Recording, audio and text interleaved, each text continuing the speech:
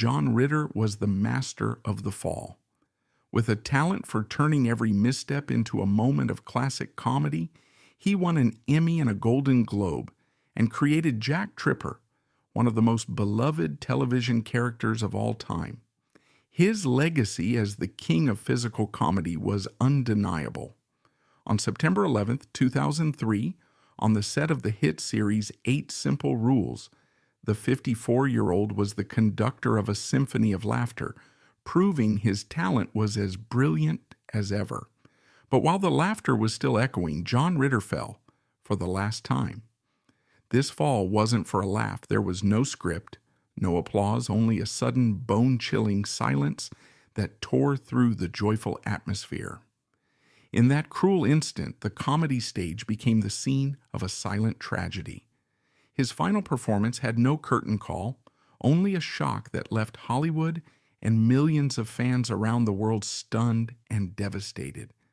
To understand the universe of John Ritter, you first have to understand the universe he was born into. It wasn't just any family, it was American entertainment royalty, albeit a specific, folksy kind. Jonathan Southworth Ritter was born on September 17, 1948, in Burbank, California, a city that was itself a factory for dreams. His father was Woodward Tex Ritter, a towering figure in the landscape of American pop culture. Tex was one of the original singing cowboys, a star of Western films in the 1930s and 40s, and a pioneering country music singer who would eventually be inducted into the Country Music Hall of Fame. His voice, a warm, reassuring baritone, was the sound of a certain kind of American mythos, strong, dependable, and deeply rooted in the heartland. John's mother, Dorothy Fay, was an actress in her own right, often starring opposite her husband in those sun-drenched westerns. So John grew up in the shadow of Hollywood, but it was a different kind of Hollywood. It wasn't the glitzy, scandal-ridden world of the major studios, but a more wholesome, family-oriented version. His childhood was spent in a world where Gene Autry and Roy Rogers were the titans, where the lines between good and evil were clearly drawn, and where a man's worth was measured by his integrity. But growing up as the son of a legend is a complicated inheritance. On one hand, it opens doors. On the other, it creates a shadow so large it can feel impossible to escape. From a young age, John was acutely aware of this. He adored his father, but he was also determined not to be just Tex Ritter's son. He was a shy, thoughtful boy, more of an observer than a performer. He was born with a coloboma, a congenital defect in his right eye, which made him feel self-conscious. He wasn't the rugged, confident cowboy his father portrayed on screen. The America of the 1950s and 60s, the backdrop to John's youth, was a nation in flux.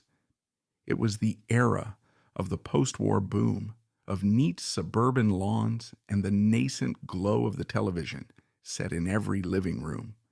It was also a time of deep social and cultural upheaval. The wholesome values of his father's generation were beginning to be questioned by the counterculture movement. For a young man trying to find his own identity, it was a confusing time. He was drawn to the idea of service and making a difference. He enrolled at the University of Southern California, not to study acting, but to pursue a degree in psychology with a minor in architecture. He had a vague plan to enter politics, a field where he could help people in a tangible way. The idea of following in his father's footsteps felt like a trap. He once said, "I was afraid of the comparison. When you're the son of a well-known person, you're constantly being compared to them." But the pull of the stage was undeniable. It was in his blood. He took an acting class at USC to fulfill a requirement, and something clicked. The professor, the legendary acting coach Nina Foch, saw a spark in him. She saw past his shyness and recognized a natural, unforced talent. More importantly, she saw his unique gift for physical comedy, an ability to use his lanky, expressive body to create laughter. She encouraged him to switch his major to theater arts, it was a pivotal moment. With Foch's mentorship, he began to embrace the idea of being an actor, not as an extension of his father's legacy, but as his own distinct path. He graduated in 1970 with a Bachelor of Fine Arts degree in drama. The decision was made. He was going to be an actor, but he was going to do it on his own terms. He spent the next few years paying his dues, a rite of passage for any young actor. He worked in theater, honing his craft in plays across the United States, Canada, and Europe. He was building his resume, but he was also building his confidence, stepping out from behind the long shadow of his father. Tex Ritter, for his part, was supportive but also pragmatic. He knew how tough the business was. He famously told his son, "You've got to have a name for yourself in this business. Get a good name. Get a name that means you're a good actor, you're a professional, you're a good person to work with." It was advice that John took to heart. He wasn't interested in being a star. He was interested in being a working actor, someone respected for his craft and his character. His television career began with a series of guest spots on the biggest shows of the 1970s. It was like a guided tour through the decade's pop culture landscape. He appeared in episodes of The Waltons, MASH, Kojak, and The Bob Newhart Show. He was a reliable, versatile actor who could handle both comedy and drama. He was the quintessential that guy, the familiar face you recognized but couldn't quite place. He was working, he was making a living, and he was building that good name his father had advised him to seek. He was a professional, but no one, least of all John himself, could have predicted the cultural explosion that was just around the corner, an explosion that would turn him from a respected character actor into one of the most famous faces on the planet. In 1976, a casting call went out for a new sitcom pilot on ABC. The show, based on a British series called Man About the House, was about a young man who, in order to share an apartment with two single women, pretends to be gay to appease their conservative landlord. It was a risque, farcical premise, pushing the boundaries of what was acceptable on American network television at the time.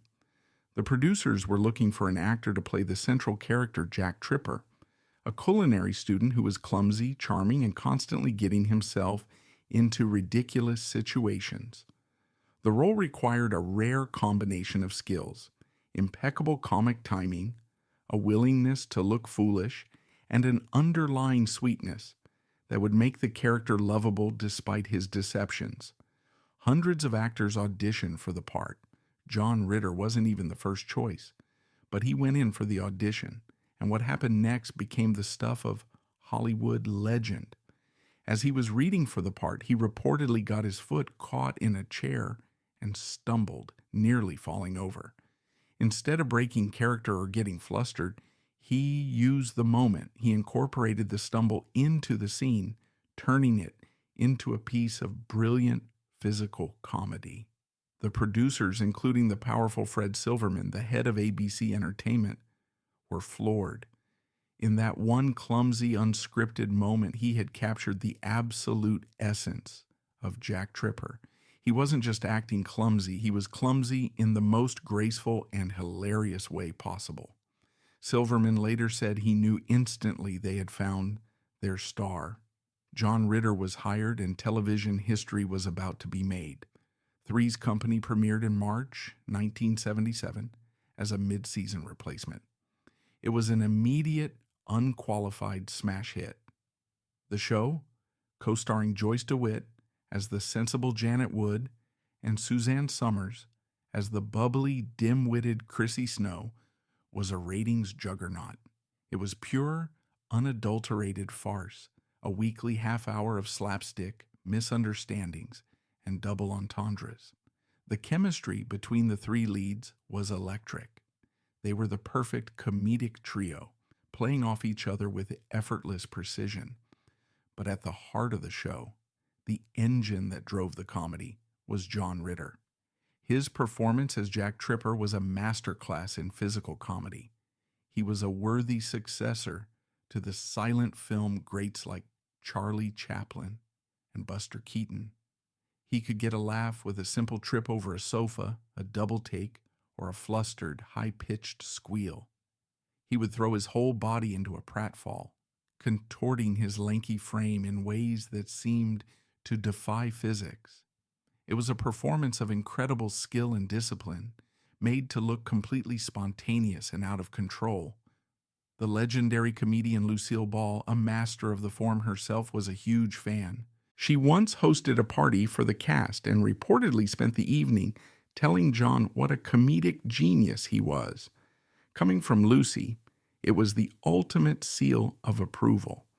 He had not only found his niche, he had become the reigning king of it. The show tapped into the cultural zeitgeist of the late 1970s. It was the tail end of the sexual revolution, and the show's Jiggle TV reputation, largely fueled by Suzanne Somers' character, was a source of both its popularity and its controversy. But beneath the surface-level titillation, the show's appeal was more innocent. It was about a group of young people trying to make their way in the world, a chosen family who relied on each other to get by. And Jack, for all his girl-crazy antics, was the protective, brotherly figure at the center of it all.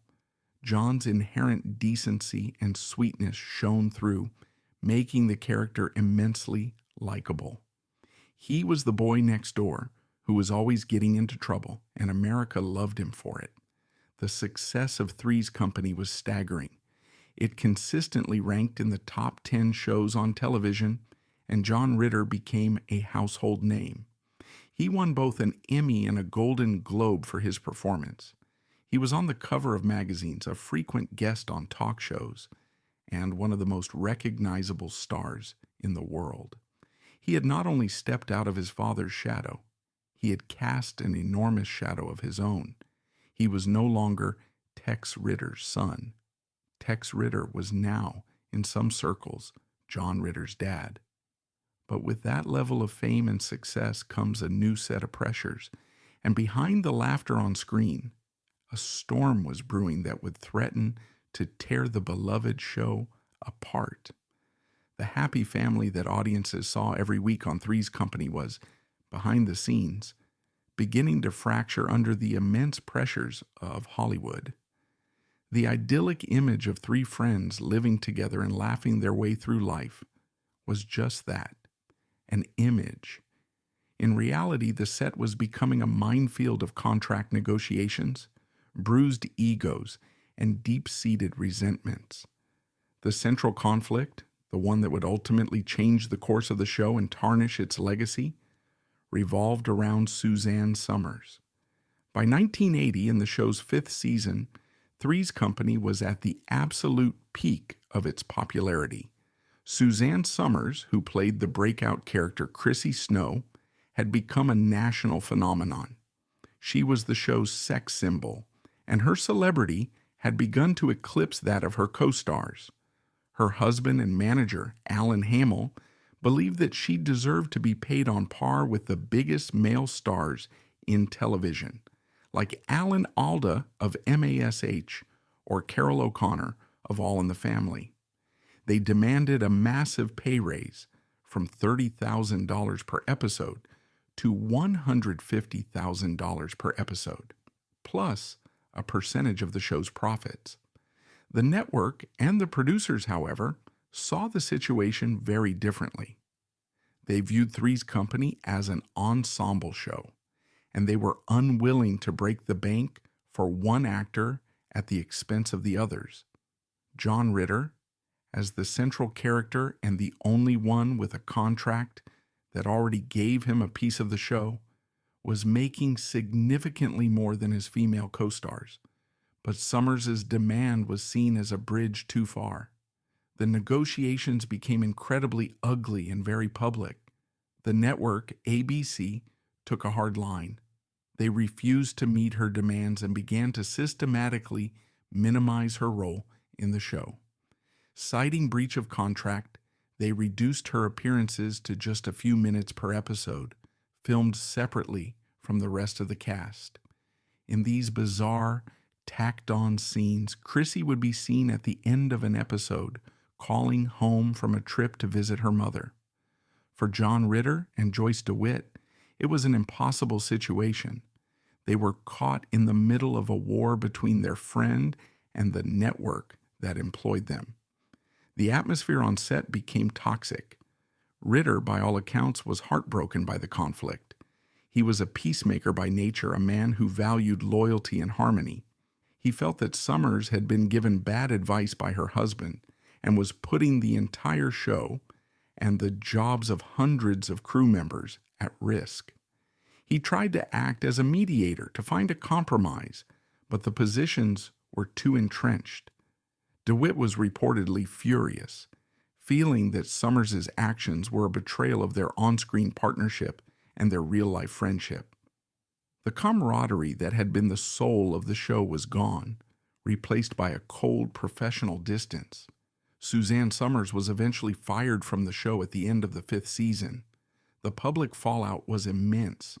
Summers claimed she was being punished for having the audacity as a woman to demand equal pay. The producers painted her as greedy and unprofessional. The media had a field day. For years afterward, a bitter feud simmered between Summers and her former castmates. She and John Ritter would not speak for over 2 decades. The show went on, replacing Chrissy first with her cousin Cindy Snow, played by Jenna Lee Harrison, and then with the more permanent addition of Terry Alden, played by Priscilla Barnes. It remained a popular show for another 3 seasons, but something essential had been lost. The magical chemistry of the original trio could never be fully recaptured. For John Ritter, the experience was profoundly disillusioning. It was a harsh lesson in the business of show business. He had dedicated himself to the show, literally throwing himself into the role with every pratfall, and to see it marred by such acrimony was deeply painful. He continued to be the consummate professional, the anchor that held the show together, but the joy was diminished. When Three's Company finally ended its run in 1984, after 8 seasons, it was the end of an era. It had made him a superstar, but it had also left him with scars. The immediate aftermath of Three's Company presented John Ritter with the classic actor's dilemma, the curse of the iconic role. He was, in the public consciousness, Jack Tripper. The character was so beloved, so deeply ingrained in pop culture, that it was difficult for audiences and casting directors to see him as anyone else. He was a victim of his own success. The network tried to capitalize on the show's popularity with a direct spin-off called Three's a Crowd. The new series saw Jack Tripper move in with his new girlfriend, played by Mary Carteret. The show was a critical and commercial failure, lasting only 1 season. The magic was gone, and the attempt to prolong it felt forced. The failure of the spin-off was, in a way, a blessing in disguise. It forced Ritter to make a conscious and determined effort to break free from the shackles of typecasting.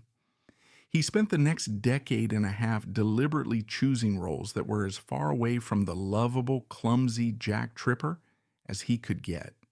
He was on a mission to prove his range, to remind the industry and himself that he was more than just a sitcom star.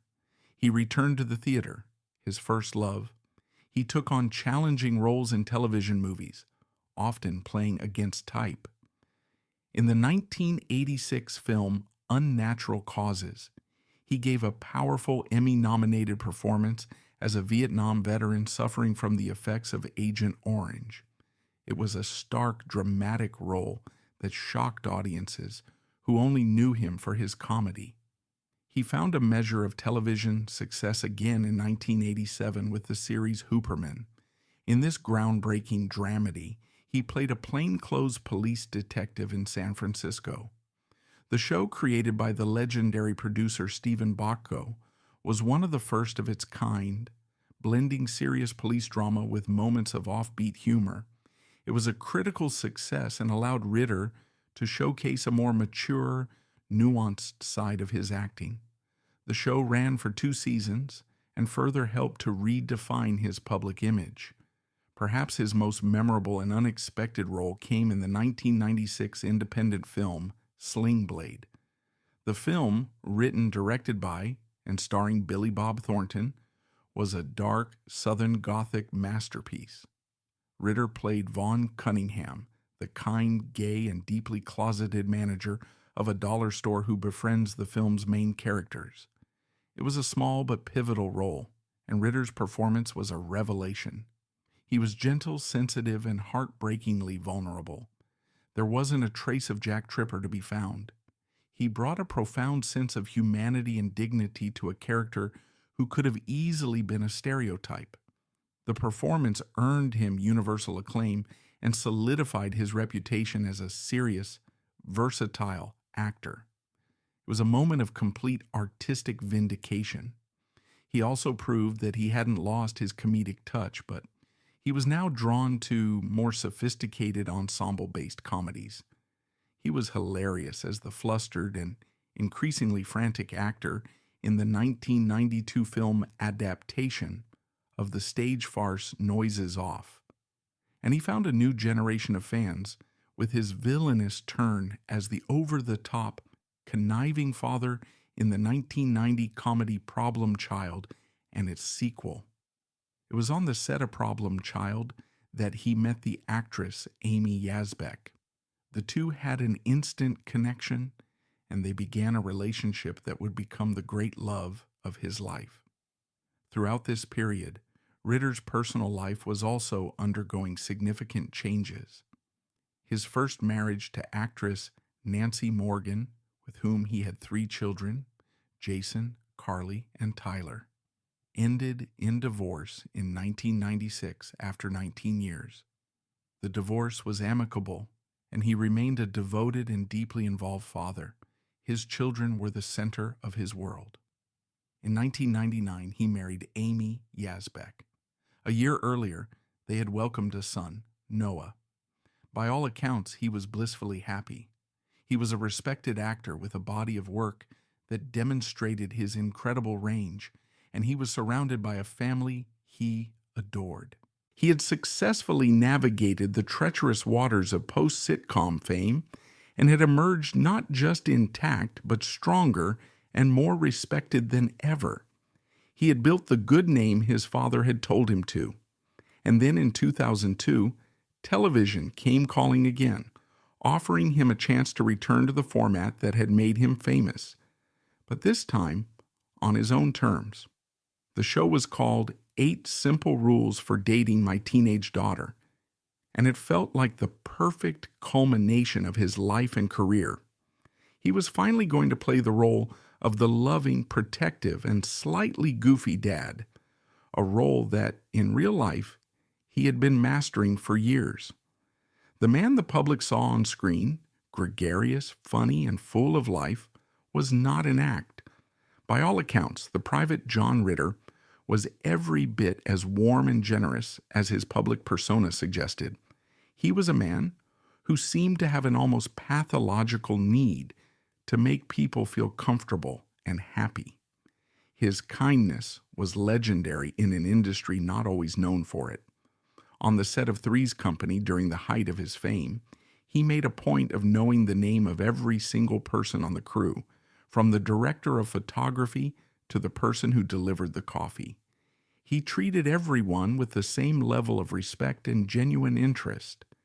Joyce DeWitt, his longtime co-star, described him as the show's fearless leader, the one who set the tone of professionalism and camaraderie. His son, Jason Ritter, who would go on to become a successful actor in his own right, often tells a story that perfectly encapsulates his father's spirit. When Jason was a child, he and his dad went to see the movie E.T. the Extraterrestrial. At the end of the film, as the audience was sniffling through the emotional goodbye scene, John stood up in the crowded theater and shouted at the screen, "Don't go, E.T., we love you." It was a moment of pure, uninhibited joy and emotion, a complete lack of self-consciousness from one of the most famous men in the country. He simply wanted to be part of the story, to share in the collective emotion of the room. He never lost that childlike sense of wonder and playfulness. He was also a man of deep loyalty. The feud with Suzanne Summers had been a source of great pain for him, not because of the business aspect, but because of the loss of a friendship. For years there was silence between them. Then, in 2003, shortly before his death, Ritter reached out to Summers. He was preparing to host a television special, and he had a dream that he and Suzanne were on a show together, laughing and having a good time. He took it as a sign. He called her, and according to Summers, they had a long, emotional conversation. Apologies were made, and forgiveness was granted. He told her he loved her, and that he was sorry for the years of animosity. Summers said it was a beautiful, healing moment. The circle was finally closed. It's a poignant and telling detail that one of his last acts was to mend a broken friendship. His relationship with his second wife, Amy Yazbek, was by all accounts a true partnership. They were deeply in love, and they shared a goofy, playful sense of humor. Amy described their life together as being filled with laughter. He was a hands-on, devoted father to their young son, Noah, and he remained incredibly close to his 3 children from his first marriage. He was the quintessential family man, happiest when he was at home, surrounded by the people he loved. He was a man who had everything he had ever wanted: a loving family, a career he was proud of, and the respect and admiration of his peers. When he signed on to star in 8 Simple Rules, it felt like a perfect fit. He played Paul Hennessy, a sports writer who starts working from home to have a more active role in raising his 3 teenage children after his wife, Kate, played by Katie Seagal, returns to work as a nurse. The show was funny, but it was also full of heart. It was a celebration of family. In all its messy, complicated glory, Ritter was in his element. He had the chance to once again showcase his incredible gift for physical comedy, but he also got to play the tender, emotional scenes of a father grappling with the challenges of raising teenagers. The show was an instant hit, largely due to his performance. The chemistry he had with his on-screen family was palpable. Kaylee Cuoco, who played his oldest daughter, Bridget, adored him. She described him as her mentor, a father figure both on and off the screen. He would greet her every single day with a booming, "I love you, Kaylee." He created a joyful, supportive, and loving atmosphere on the set. It wasn't just another job for him. It was a passion project. He was proud of the show and the message it was sending. He was back on top, the beloved king of the sitcom, and it seemed like this happy chapter of his life would go on for years to come. The afternoon of September 11th, 2003, began like any other on Stage 4 at the Walt Disney Studios in Burbank. The cast and crew of 8 Simple Rules were gathered for a rehearsal. The mood was light, as it always was when John Ritter was around. He was running through his lines, cracking jokes, and doing what he did best, making people laugh. A little after 2 p.m., he began to feel ill. He complained of chest pain and nausea and started to sweat. At first, no one was overly concerned. He was a notorious prankster, and some on set wondered if this was just another one of his elaborate goofs. But it quickly became clear that this was no joke. The pain was real, and it was escalating. He reportedly told his co-star, Katie Seagal, "I'm not kidding, I need to go to my dressing room." He was helped to his dressing room, where he became violently ill. A doctor from the on-set first aid station was called. Given his symptoms, chest pain, vomiting, sweating, the immediate suspicion was a heart attack. An ambulance was called, and he was rushed to the Providence St. Joseph Medical Center. which was conveniently located directly across the street from the studio. As he was being wheeled out, he was conscious and, in true John Ritter fashion, still trying to reassure everyone. He gave a thumbs up to a concerned crew member. At the hospital, the emergency room doctors continued to operate under the assumption that he was having a massive heart attack. They performed an electrocardiogram, EKG, which showed some abnormalities consistent with a cardiac event. They administered medications to treat a heart attack, including blood thinners, and prepared him for an angiogram, a procedure to look for blockages in his coronary arteries. His wife, Amy Yazbek, arrived at the hospital. She found him in the ER, in pain but still lucid. He was worried, but he was also joking with the nurses. It was a terrifying, surreal situation, but there was still a sense of hope. He was at a major hospital surrounded by doctors. He was going to be okay, but he wasn't having a heart attack. He was suffering from an acute aortic dissection. This is a condition where a tear occurs in the inner layer of the aorta, the large blood vessel that carries blood from the heart to the rest of the body. Blood then surges through the tear, causing the inner and middle layers of the aorta to separate or dissect. If the blood-filled channel ruptures through the outside aortic wall, the condition is almost instantly fatal. An aortic dissection is a medical emergency of the highest order, but its symptoms, severe chest pain, sweating, shortness of breath, are almost identical to those of a heart attack. It is a classic medical mimic, and misdiagnosis is tragically common. Making matters worse, the standard treatment for a heart attack, which includes administering blood thinners like heparin or aspirin, can be catastrophic for a patient with an aortic dissection. These medications are designed to break up blood clots, but in the case of a dissection, they can prevent the blood from clotting at the site of the tear, accelerating the bleeding and making a rupture more likely. Unknowingly, the doctors were giving John Ritter the exact opposite of the treatment he needed. As his condition rapidly deteriorated, a chest X-ray was finally ordered. The X-ray revealed a widening of the aorta, the telltale sign of a dissection. The initial diagnosis was wrong. The terrible truth was now clear. He was immediately rushed into surgery, a desperate last-ditch effort to repair the torn aorta. But it was too late. The damage was too extensive. On the operating table, John Ritter died. It was 10:48 p.m. He was just 6 days shy of his 55th birthday. The cause of death was officially listed as an aortic dissection due to a previously undiagnosed congenital heart defect. The news of his death was a profound and devastating shock. The world went to sleep thinking a beloved actor was in the hospital for a heart attack and woke up to the news that he was gone. Tributes poured in from every corner of the entertainment industry. Friends, colleagues, and fans struggled to process the sudden senseless loss. He was a man at the peak of his powers, in the midst of a joyful second act, a man who seemed to have an inexhaustible supply of life and energy. For him to be gone just like that felt impossible.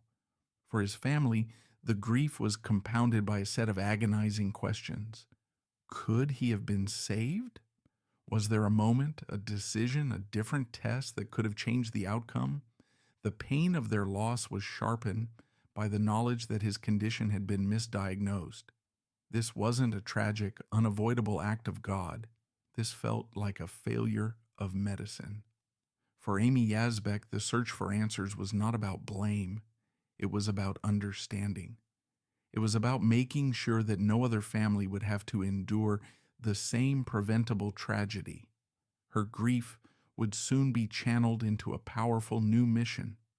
But first, she and her family had to navigate a new and painful legal reality. In 2004, The Ritter family filed a wrongful death lawsuit against the doctors who had treated him and the hospital where he died, launching a legal battle that would once again put the intimate details of John Ritter's life and death into the public spotlight. The wrongful death lawsuit filed by John Ritter's family was not born of malice or a desire for financial gain. It came from a place of profound grief and a desperate need to understand what had gone so wrong on that terrible night. Amy Yazbek and John's older children were haunted by the what-ifs.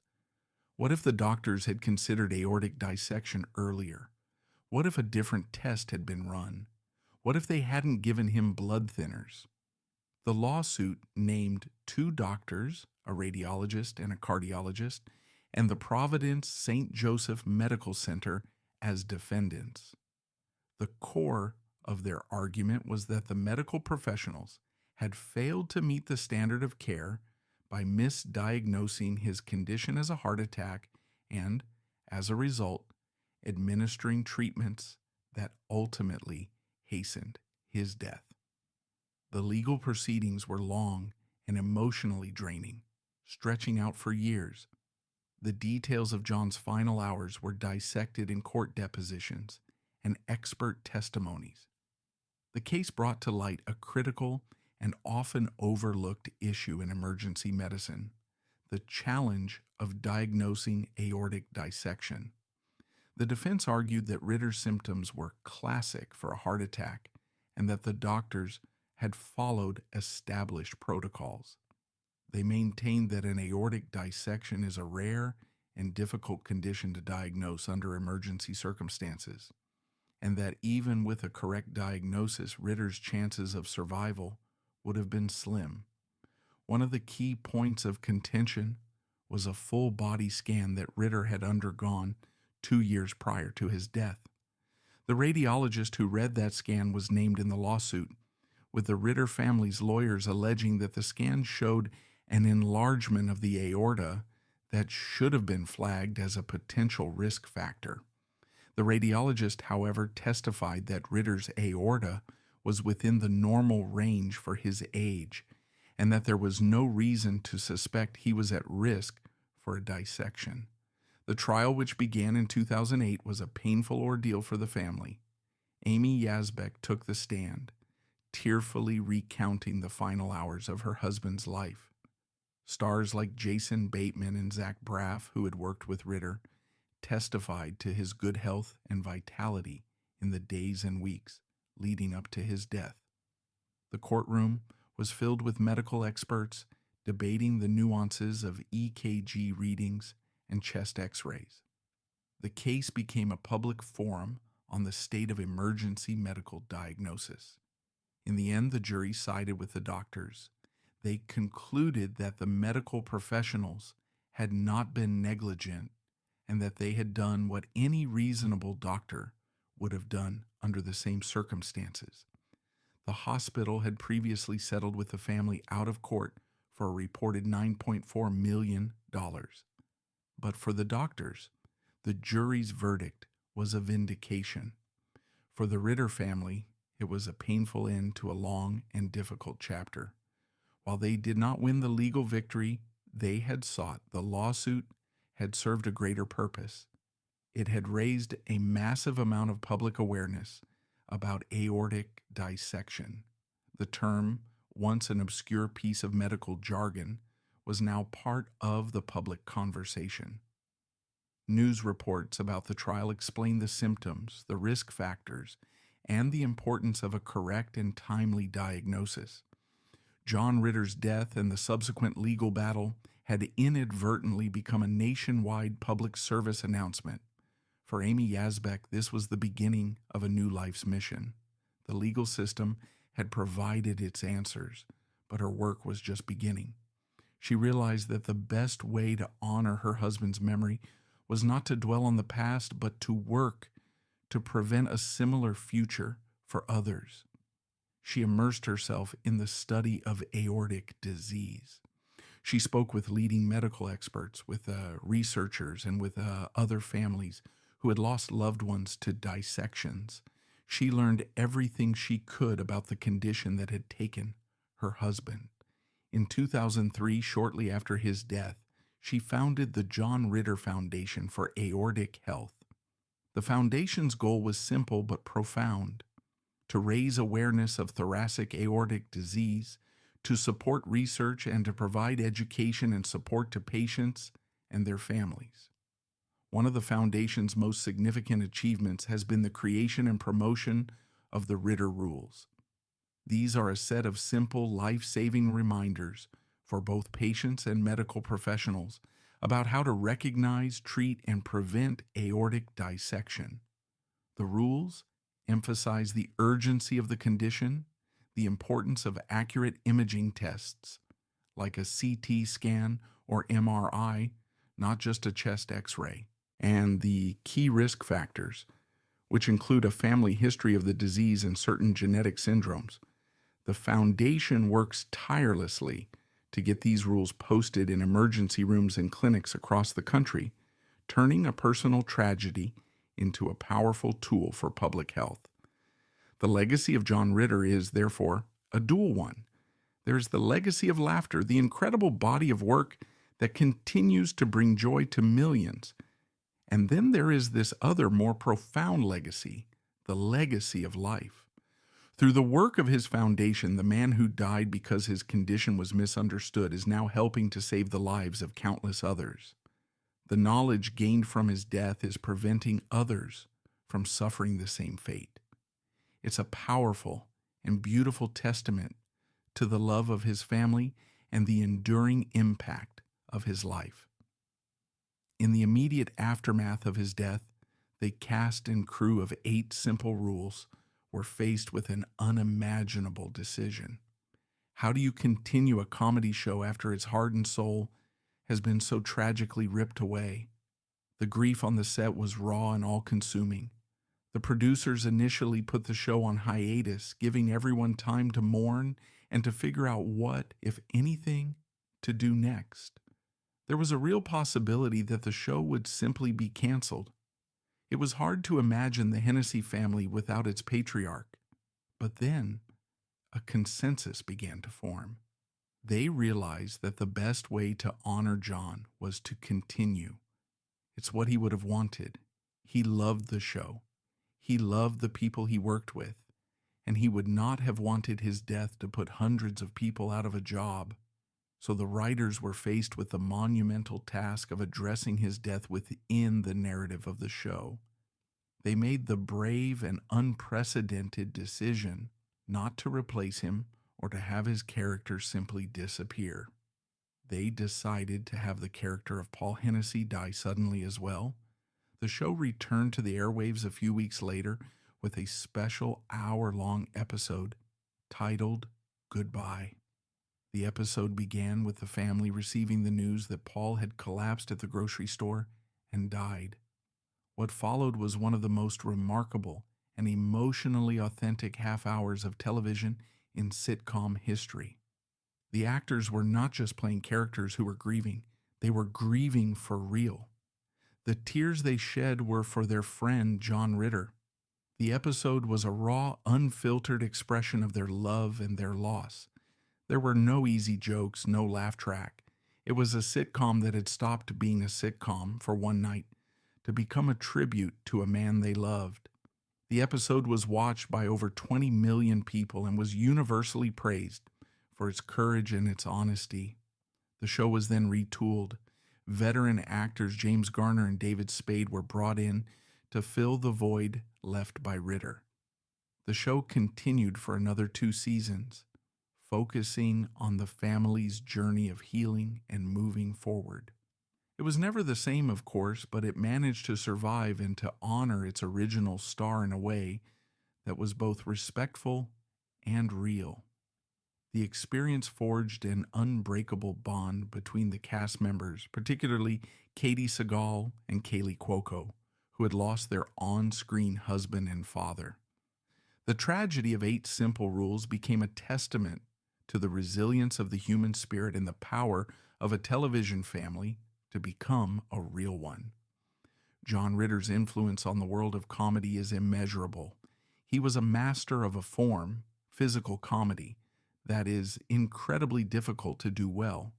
He made it look effortless, but it was the result of incredible physical control, impeccable timing, and a deep understanding of the mechanics of laughter.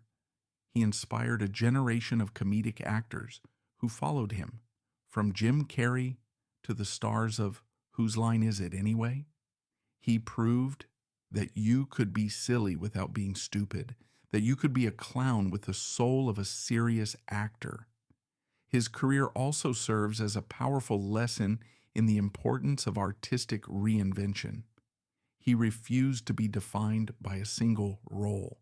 He fought against typecasting and, through his work in films like Sling Blade, proved that he was an actor of surprising depth and sensitivity.